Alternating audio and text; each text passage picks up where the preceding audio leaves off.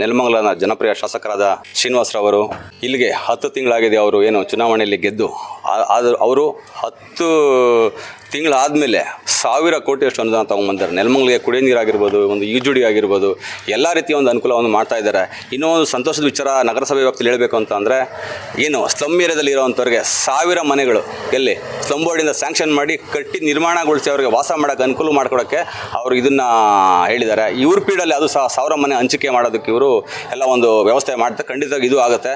ಆಮೇಲೆ ನಮ್ಮ ಏನು 10 ತಿಂಗಳಿಂದ ಯಾವುದೇ ರೀತಿ ಕಾಲಹರಣ ಮಾಡದೆ ಪ್ರತಿ ಹಳ್ಳಿಗಳಲ್ಲಿ ಟಾರ್ಗಳನ್ನು ಹಾಕಿಸಿದ್ದಾರೆ. ನಮ್ಮ ನಗರಸಭೆಯಲ್ಲಾಗಲಿ ಹಳ್ಳಿಗಳಲ್ಲಾಗಲಿ ಯಾವುದೇ ಒಂದು ರೋಡ್ ನೋಡಿರ್ಬೇಕಾದ್ರೆ, ಇವಾಗ ಮದ್ದುಗೋಡೆ ನೋಡಿರಬೇಕು, 30 ವರ್ಷಗಳಿಂದನೂ ಸಹ ಅದು ರೋಡು ಟಾರ್ ಕಂಡಿರಲಿಲ್ಲ. ಅಂಥ ಒಂದು ಮದ್ದುಗೋಡೆಯಲ್ಲೂ ಸಹ ಹಳ್ಳಿಗಳಲ್ಲೂ ಸಹ ಟಾರನ್ನು ಹಾಕ್ತಾ ಇದ್ದಾರೆ. ಪ್ರತಿಯೊಂದು ಕಡೆ ಡೆವಲಪ್ಮೆಂಟ್ ಅಂದರೆ ಶ್ರೀನಿವಾಸ ಅಂದರೆ ಡೆವಲಪ್ಮೆಂಟ್ ಅನ್ನೋ ಥರ ಇದೆ.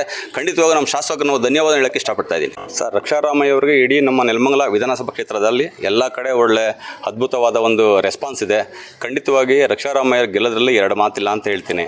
ಏನು ಇವಾಗ ಲೋಕಸಭಾ ಚುನಾವಣೆ ಇವಾಗೇನು ಅನೌನ್ಸ್ ಆಗಿದೆ 26ನೇ ತಾರೀಕು. ಈ ಒಂದು ಲೋಕಸಭಾ ಚುನಾವಣೆಯಲ್ಲಿ ಖಂಡಿತವಾಗೂ ರಕ್ಷಾರಾಮಯ್ಯ ಅವರು ಗೆಲ್ಲೇ ಗೆಲ್ತಾರೆ.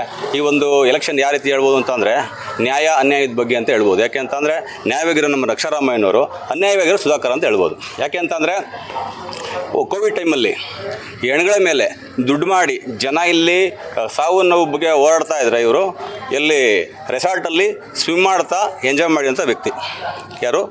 ಸುಧಾಕರ್ ಅವರು. ಅದೇ ನಮ್ಮ ರಕ್ಷಾರಾಮಯ್ಯ ಅವ್ರದ್ದು ಇತಿಹಾಸ ಇದೆ. MS ರಾಮಯ್ಯ ಅಂದರೆ ಒಂದು ಇತಿಹಾಸ ಇದೆ. ಯಾಕೆಂದ್ರೆ ನಮ್ಮ ತಾತ ಮುತ್ತಾತ ಅವ್ರ ಕಡೆಯಿಂದ ಕೇಳಿದ್ರು ಅವ್ರ ಬಗ್ಗೆ ಒಂದು ಒಳ್ಳೆ ಅಭಿಪ್ರಾಯ ಇದೆ. ವಿದ್ಯಾವಂತರಿದ್ದಾರೆ, ಬಡವರು ಬಗ್ಗರಿಗೆ ಒಳ್ಳೆ ಒಂದು ಹೆಲ್ಪ್ ಮಾಡ್ತಾರೆ. ಈ ಒಂದು ಕಾರಣ ಇದೆ.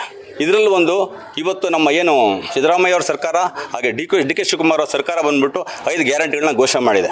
ಆ 5 ಗ್ಯಾರಂಟಿಲೂ ಸಹ ಎಲ್ಲ ಒಂದು ಅನುಕೂಲವನ್ನು ಪಬ್ಲಿಕ್ ಪಡ್ಕೊತಾ ಇದ್ದಾರೆ. ಯುವ ನಿಧಿ ಆಗಿರ್ಬೋದು, ಯುವ ಶಕ್ತಿ ಆಗಿರ್ಬೋದು, ಶಕ್ತಿ ಆಗಿರ್ಬೋದು, ಗೃಹಲಕ್ಷ್ಮಿ ಇರ್ಬೋದು. ಆದರೂ ಸಹ ಎಲ್ಲ ಅನುಕೂಲ ಪಡ್ಕೊತಾ ಇದ್ದಾರೆ. ಯಾವುದೇ ರೀತಿ ಇಲ್ಲ. ಈ 5 ಭಾಗ್ಯಗಳನ್ನು ನೀವು ಸ್ಟಾಪ್ ಮಾಡಬೇಕು ಅಂತ ಸುಪ್ರೀಂ ಕೋರ್ಟ್ಗೆ ಮೊರೆ ಹೋಗಿದ್ದಾರೆ ಅನ್ನೋ ಮಾಹಿತಿ ಇದೆ. ಇಲ್ಲಿ BJP ಅವರು ಅಂದರೆ ಈ ಬಡವರಿಗೆ ಮಾಡ್ತಾ ಇರೋ ಒಂದು ಅನುಕೂಲ ಅವ್ರಿಗೆ ಇಷ್ಟ ಇಲ್ಲ ಅನ್ನಂಗಾಯ್ತು. ಯಾರಿಗೆ? BJP ಅವ್ರಿಗೆ. ಅದಕ್ಕೋಸ್ಕರ ದಯವಿಟ್ಟು ನಮ್ಮ ನೆಲಮಂಗಲ ವಿಧಾನಸಭಾ ಕ್ಷೇತ್ರದ ಜನತೆಗಳ ಕೈ ಮುಗಿದು ಕೇಳ್ಕೊತಾ ಇದ್ದೀನಿ. ದಯವಿಟ್ಟು ರಕ್ಷಾರಾಮಯ್ಯರಿಗೆ ವೋಟ್ ಮಾಡೋಣ, ಕಾಂಗ್ರೆಸ್ಗೆ ವೋಟ್ ಮಾಡೋಣ. ಖಂಡಿತವಾಗೂ ಗೆದ್ದೇ ಗೆಲ್ತಾರೆ.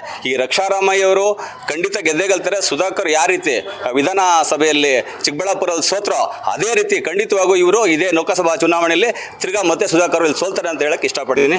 ಅಂಗನವಾಡಿ ಕಾರ್ಯಕರ್ತರಿಗೆ, ಆಮೇಲೆ ಆಶಾ ಕಾರ್ಯಕರ್ತರಿಗೆ ಏನಿವಾಗ ನಮಗೆ ಸಂಬಳ ಡಬಲ್ ಮಾಡಿ ಅಂತ ಕೇಳಿದ್ರು ಸಹ BJP ಸರ್ಕಾರ ಇದ್ದಾಗ ಅವ್ರೇನು ಸ್ಟ್ರೈಕ್ ಮಾಡಿದ್ರು ಸಹ ಯಾವುದೇ ರೀತಿ ರೆಸ್ಪಾನ್ಸ್ ಮಾಡಿರಲಿಲ್ಲ BJP ಸರ್ಕಾರ.